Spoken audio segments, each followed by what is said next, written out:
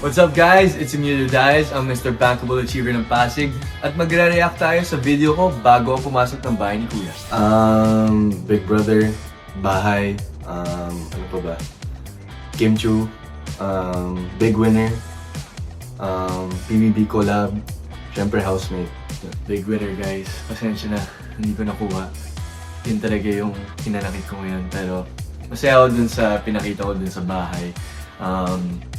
Definitely, it's a one-of-a-kind experience and grabe, sobrang thankful ako dun sa opportunity na yun. And yeah, I'm super excited to share with you guys how it was, but yeah, I'm just thankful for the opportunity. Masaya ako na na-experience ko ng binary.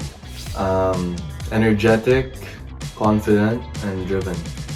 Sa totoong bagay na yun, hindi talaga magbabago yun sa akin. Marami talaga akong energy, confident ako. Baka masyadong confident, sinabihin nga nung overly competitive eh.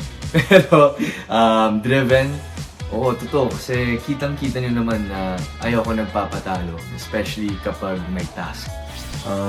Siguro sa mga strengths ko, confident ako, very friendly, hardworking, disciplined. Siguro sa mga weaknesses ko naman, very talkative, malikot,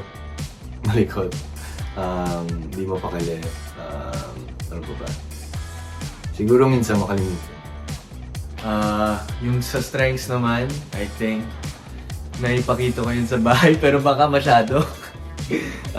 But yeah, I think I still believe na those are my strengths. I'm so happy na naging kaibigan ko ang lahat ng mga housemate dito sa bahay. Very excited ako na makita siya sa labas and nandito ako nag-cheer for them kasi they deserve it. Lahat tayo may pangarap. Sana may paglaban nila. Definitely honesty above all, respect, love for family, definitely keeping your loved ones, take care for them, loving them, and you know, just genuine respect for everyone that you meet, giving your best, treating others how you would like to be treated.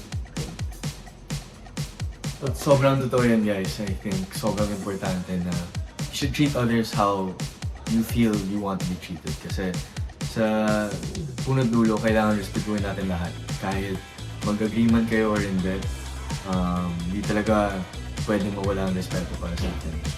And syempre, pagmamahal sa pamilya, number one din. Magpakatotoo ka lang, huwag ka masyadong mag-overthink. And sana enjoy mo tong experience kasi kakaibang experience to and swerte ka na napili ka dito. So, enjoy mo. Tama nga, si Emilio. Swerte ako na na-experience ako ng bahay ni Kuya kasi talagang once in a lifetime, especially ito, PBB Collab. Ang dami kong natutunan dito. Ang dami kong experiences na may babaon dito sa labas ng bahay ni Kuya. At sana po, nag-enjoy kayo sa akin, sa experience ko dito sa bahay. At sana po huwag niyo kalimutan kasi mas marami tayong pasabog dito sa labas ng bahay ko. Sana na-enjoy mo yung experience mo. Sana wala kang regrets pagpasok mo sa bahay tsaka sa mga ginawa mo dito sa bahay. Yeah, and I hope you enjoy it. Totoo, sobrang nag-enjoy ako. Grabe. Wala akong babaguhin dito sa experience ko sa bahay ni Kuya. Mas nangingibabaw yung pasasalamat ko na nakapasok ko sa bahay ni Kuya. And ito yung magiging motivation ko na mas galingan pa sa labas ng bahay ni Kuya kasi katulad ng sinabi ni Kuya, hindi nagtatapos ang buhay sa loob. Pagpapatuloy namin ang laban sa labas. And yeah, maraming salamat guys.